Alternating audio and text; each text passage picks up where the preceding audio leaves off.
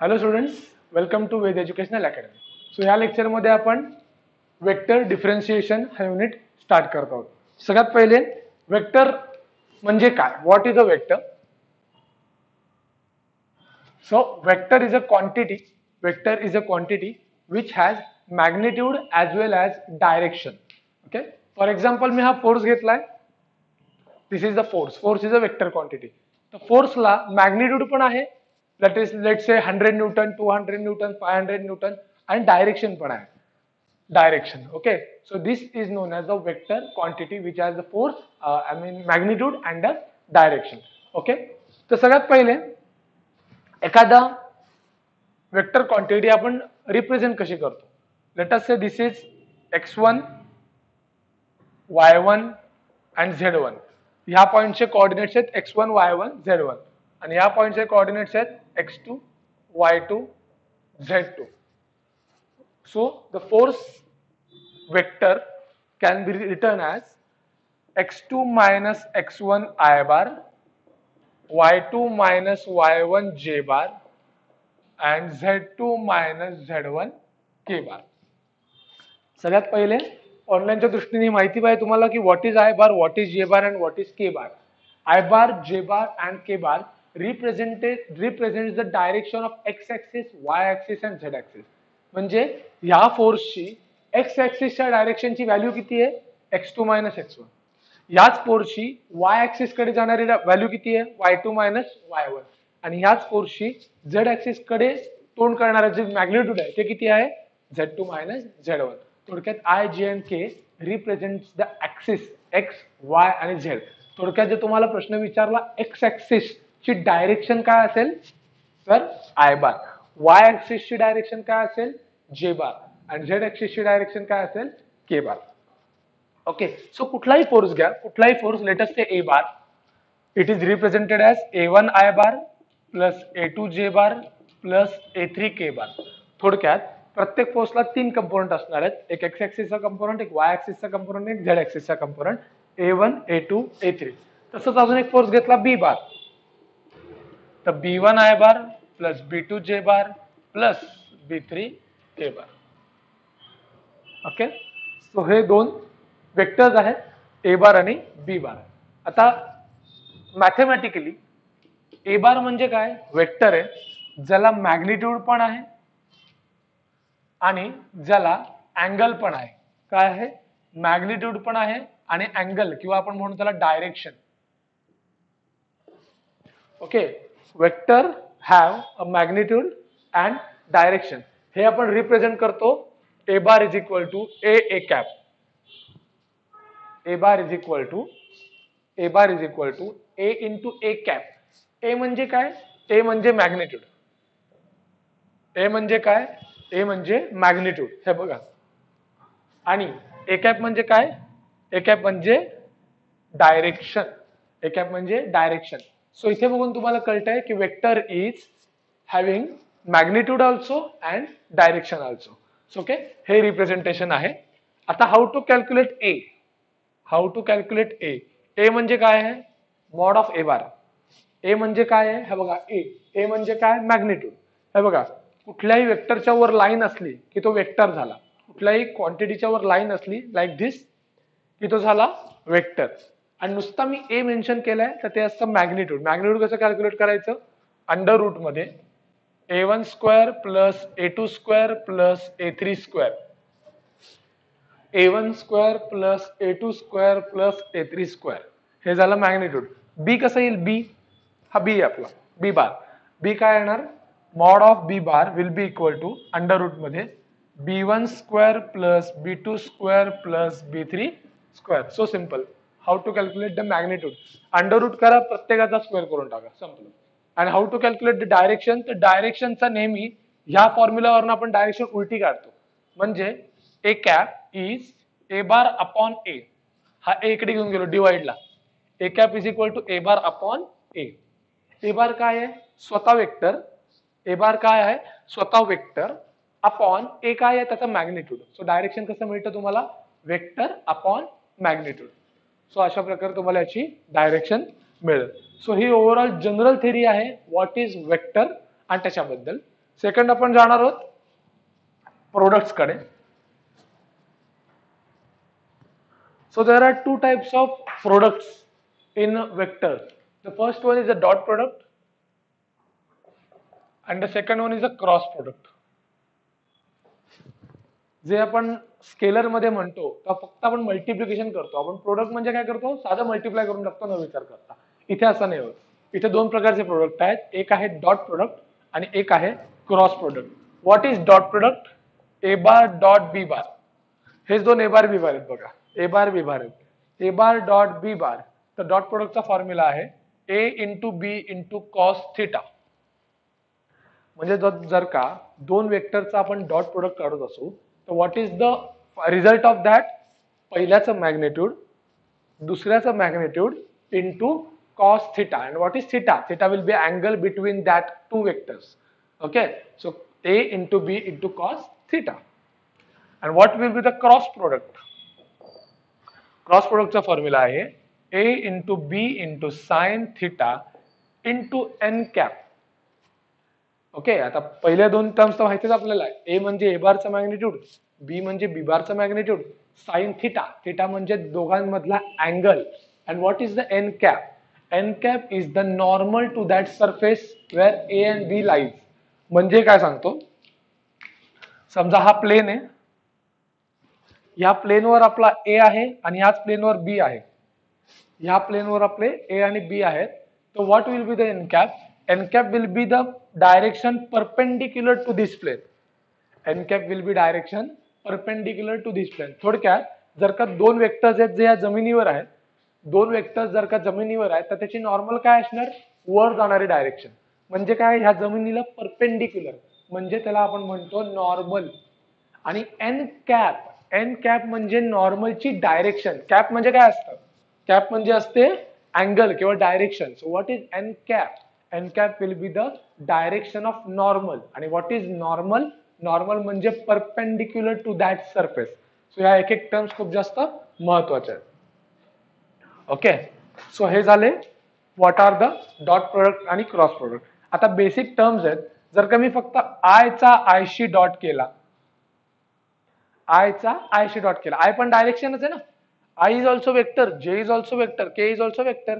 So जर का मी I चा आयशी डॉट केला तर बघा खूप सिंपल कन्सेप्ट आहे. I चा आयशी डॉट केला, आता I चं मॅग्निट्यूड नेहमी 1 असतं, एवढं लक्षात ठेवा. I चं, J चं आणि K चं मॅग्निट्यूड नेहमी किती असतं? 1. हे येऊ शकतं MCQ मध्ये. What is the magnitude of I? I चं मॅग्निट्यूड 1, J चं मॅग्निट्यूड 1 आणि K चं मॅग्निट्यूड 1 असतं. ओके, आता मी I चं आयशी डॉट प्रोडक्ट करतोय. डॉट प्रोडक्टचा फॉर्म्युला हा बघा, आय चा मॅग्निट्यूड इंटू आय चा magnitude.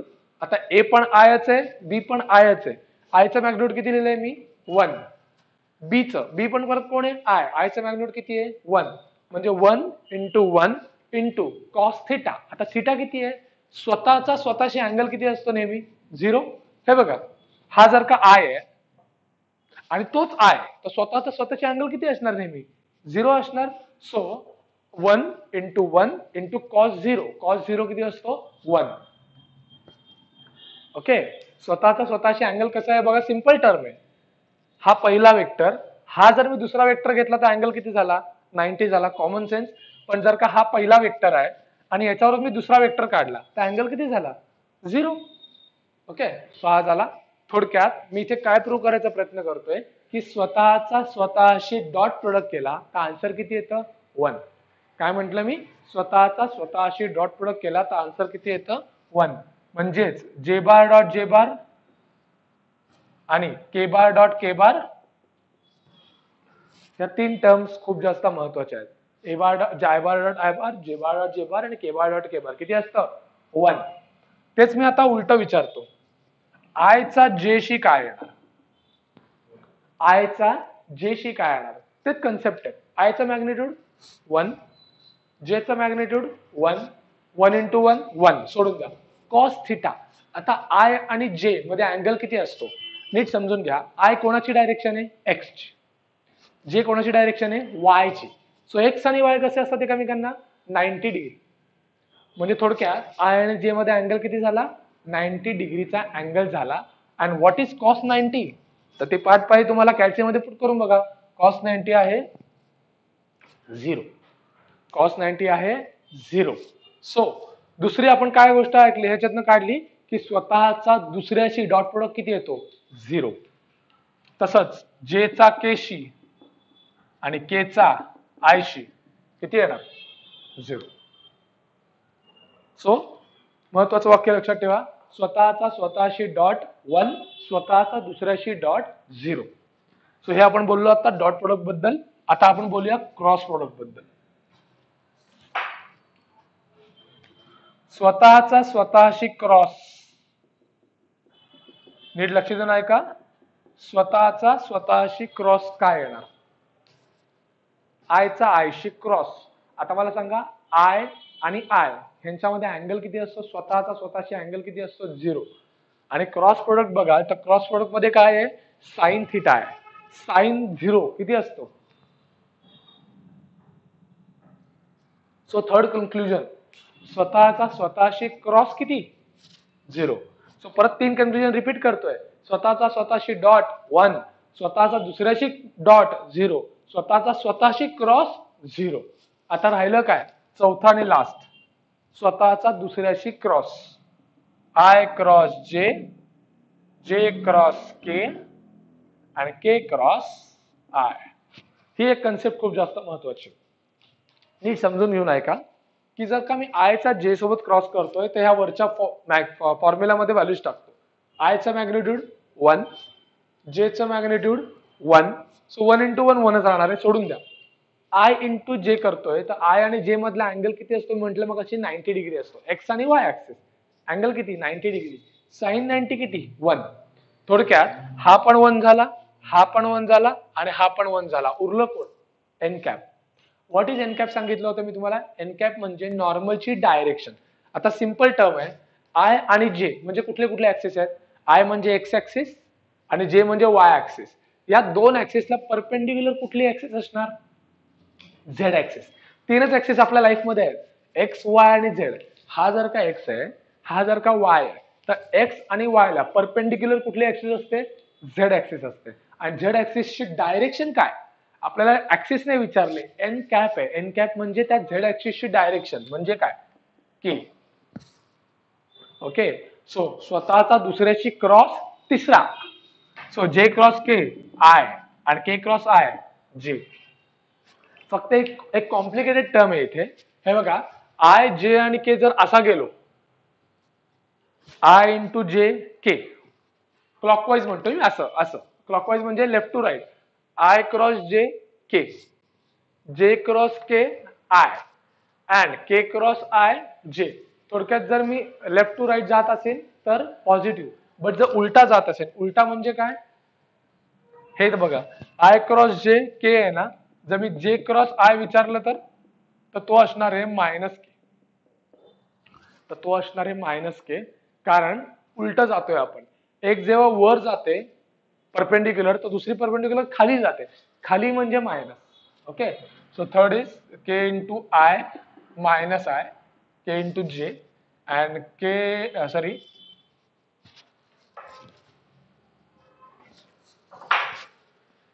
K into J and I into K minus J. So तुम्हाला हे फॉर्म्युला लक्षात नका ठेवू, हे फॉर्म्युला मग कन्फ्युज करून टाकतील. फक्त हे लक्षात ठेवा, याचं उलट करायचं तर आन्सर निगेटिव्ह जातं बस. सो परत एकदा मी सगळ्यात टर्म्स रिपीट करतोय. काय काय सांगितलं होतं? सगळ्यात पहिलं, स्वतःचा स्वतःशी डॉट 1, स्वतःचा दुसऱ्याशी डॉट 0, स्वतःचा स्वतःशी क्रॉस 0 आणि स्वतःचा दुसऱ्याशी क्रॉस तिसरा. हे 4 वाक्य मध्ये लक्षात ठेवा. हे तुम्हाला काही पाठ करायची गरज नाही, फक्त हे 4 वाक्य महत्वाचे आहेत तुमच्यासाठी. सो हे झालं आपलं सगळे प्रोडक्ट झाले. आता हे जर का मी ए बार डॉट बी बार करत असेल तर काय? ए बार डॉट बी बार म्हणजे काय? हा ए बार आहे, हा बी बार आहे. आतापर्यंत फक्त आपण आय, फक्त जे आणि फक्त के बद्दल बोललो, अख्ख्या बद्दल बोललोच नाहीये आपण. आय जे के बद्दल झालेलं आहे, आता अख्ख्या बद्दल बोलतो. या दोघांचा मी डॉट करत असेल तर इथे दिसेल कसं? A1 I bar plus A2 J bar plus A3 K bar dot B1 I bar plus B2 J bar plus B3 के बार. आता हे तर माहिती तुम्हाला. आता मी काय बोललो होतो, हे बघा बेसिक. आता तुम्ही तीन एलिमेंट्स आणि तीन एलिमेंट्स ब्रॅकेट मल्टिप्लाय करत असाल तर तुम्ही काय करणार, या पहिल्याला पहिल्याशी करणार, पहिल्याला दुसऱ्याशी आणि पहिल्याला तिसऱ्याशी, मग दुसरा पहिला दुसरा तिसरा हे मल्टिप्लाय करतात. तेच करायचे आपल्याला, मी फक्त कन्सेप्ट शिकवतोय. पहिल्याने जर पहिल्याला मल्टिप्लाय केला तर मी काय सांगितलं होतं, आय चा आय शी किती येतो 1. आय चा आय शी मल्टिप्लाय केला तर किती येईल 1. म्हटलं काय काय उरेल A1 आणि B1. बरोबर आहे. आय चा आय शी काय सांगितलंय 1, मग आय इंटू आय 1 झाला, मग उरला कोण A1 आणि B1. ओके. आता मी पहिल्याला दुसऱ्याशी करतोय म्हणजे A1 आय बार आणि B2 जे बार. पण मी काय सांगितलं होतं, स्वतःचा दुसऱ्याशी डॉट किती असतो 0. सो ही पहिली आणि तिसरी टर्म येणार का नाही. पहिली आणि तिसरी टर्म येणार का नाही, कारण स्वतःचा दुसऱ्याशी डॉट 0. सो पहिली आणि फक्त येणार पहिली. तसंच दुसरी आणि कुठली येणार दुसरी, तिसरी आणि कुठली येणार तिसरी. सो आन्सर येणार आपला A1 B1 plus A2 B2 plus A3 B3. So नेहमी दोन मोठ्या मोठ्या वेक्टरचं डॉट प्रोडक्ट काढायचा असेल तेव्हा लक्षात काय ठेवायचं, आय ची टर्म आणि आय ची टर्म मल्टिप्लाय करा, जे ची आणि जे ची मल्टिप्लाय करा, के ची आणि के ची मल्टिप्लाय करा. कुठलेही इतर कष्ट करू नका. एकदम सिंपल डॉट प्रोडक्ट कसा काढायचा ते मी इथे शिकवलं आहे. ह्याच्या व्यतिरिक्त आपण आता क्रॉस प्रोडक्ट बघूया, how to find a cross product. तर क्रॉस प्रोडक्ट करायला काही नाही, एक सिंपल फॉर्म्युला आहे मॅट्रिक्स मध्ये, I J K A1 A2 A3 B1 B2 आणि B3. बस हा मॅट्रिक्स सॉल्व्ह करा, तुमचा आन्सर येणार आहे. काय सांगितलंय मी, I J K A1 A2 A3 B1 B2 B3. हे बघा A1 A2 A3 पहिल्याला ठेवायचं, हे दुसऱ्याला ठेवायचे. आता इथे जर का मी A क्रॉस B विचारलंय तर पहिले A चे येणार आणि B चे येणार. जर इथे मी विचारलं B क्रॉस A तर पहिले B चे येणार आणि मग A चे येणार. कारण एवढं लक्षात ठेवा, A cross B is not equal to B cross A. म्हणजे तुम्ही जर तुम्हाला वाटत असेल की मला कुठलेही कुठे ठेवू काय होणार नाही, असं नाहीये, चुकणार आहे आन्सर तुमचा. A क्रॉस B ला आधी A नंतर B, B क्रॉस A ला आधी B नंतर A. याचं कारण काय, this two are not equal to each other. Okay. So ही छोटीशी चूक करू नका, कुठलेही कुठे लिहू नका, आधी कोण आहे त्याचा आधी लिहा. सो ह्या झाल्या कन्सेप्ट आपल्या डॉट प्रोडक्ट बद्दल आणि क्रॉस प्रोडक्ट बद्दल. ह्याच्या व्यतिरिक्त बेसिक मध्ये तुम्हाला माहिती पाहिजे ते आहे R bar vector. R bar is also known as position vector. R bar is also known as position vector. थोडक्यात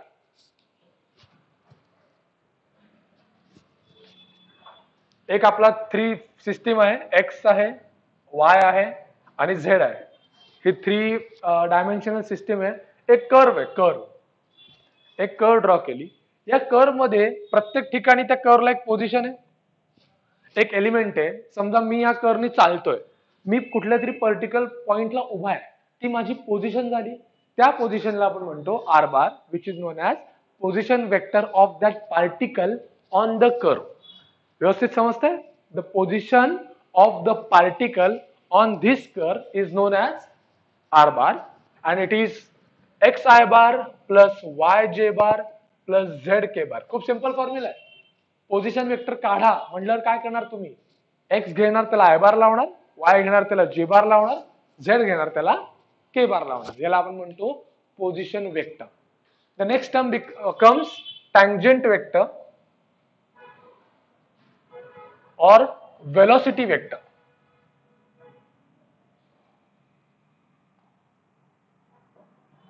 हे बघा, tangent and velocity are same. So tangent vector जरी नाव आलं किंवा वेलोसिटी जरी वेक्टर नाव आलं तर तुम्ही लिहिणार आहात D R bar by D T. काय नाव आहे, काय फॉर्म्युला आहे, D R bar by D T. म्हणजे करायचंय काय, हा जो पोझिशन वेक्टर आहे त्याचा काय काढायचा, एकदा डेरिव्हेटिव्ह काढायचा बास. ओके. सो काहीतरी वेगळं खूप जास्त अवघड असं लक्षात ठेवू नका. काय लक्षात ठेवायचंय, पोझिशन म्हणजे आर बार आहे, तर वेलोसिटी किंवा टँजेंट म्हणजे काय असणार, त्याचा एकदा derivative. And the last is acceleration vector. Acceleration vector म्हणजे double derivative of R bar. Double derivative of R bar. एकदा डेरिव्हेटिव्ह काढला तर आरचा काय येणार, व्हेलॉसिटी किंवा टँजंट. दोनदा डेरिव्हेटिव्ह काढला तर काय येणार, ऍक्सलरेशन. थोडक्यात तुम्हाला व्हेलॉसिटीचं किती वेळा डेरिव्हेटिव्ह काढायचंय, एकदा. काय आहे, याचा दोनदा डेरिव्हेटिव्ह काढा किंवा याचा एकदा डेरिव्हेटिव्ह काढा, तुम्हाला काय मिळेल, ऍक्सलरेशन वेक्टर मिळेल. ओके, सो या 3 टर्म्स खूप जास्त महत्वाच्या आहेत बेसिक्सच्या पॉईंट ऑफ व्ह्यूनी. आणि जे पहिले मी शिकवलं हे सगळं through out the vector differentiation तुम्हाला सारखं लागणार आहे. डॉट प्रोडक्ट कसा काढायचा, क्रॉस प्रोडक्ट कसा काढायचा and so the last part of the basic आपल्या आता उरलेला आहे, ते म्हणजे how to calculate the angle between two curves. Okay, let's say एक वेक्टर आहे हा आणि एक वेक्टर आहे हा. Let us say this is T1, this is T2. दोन वेक्टर्स आहेत, त्या दोन वेक्टर मधला अँगल कसा काढायचा, how to find the angle between two vectors. यासाठी आपण मगाशी फॉर्म्युला बघितला होता, A bar dot B bar is equal to A B cos theta. हा फॉर्म्युला बघितला होता आपण डॉट प्रोडक्टचा. तर ह्या डॉट प्रोडक्टच्या फॉर्म्युलावरनं आपण हा अँगल फाइंड करणार आहोत. कसा फाइंड करणार आहोत, cos theta is equal to A bar dot B bar upon A into B. Okay, A bar dot B bar upon A into B. So theta काय येणार, cos inverse of A bar dot B bar upon A into B. So हे होतं vector डिफरन्शिएशनच्या basic numericals.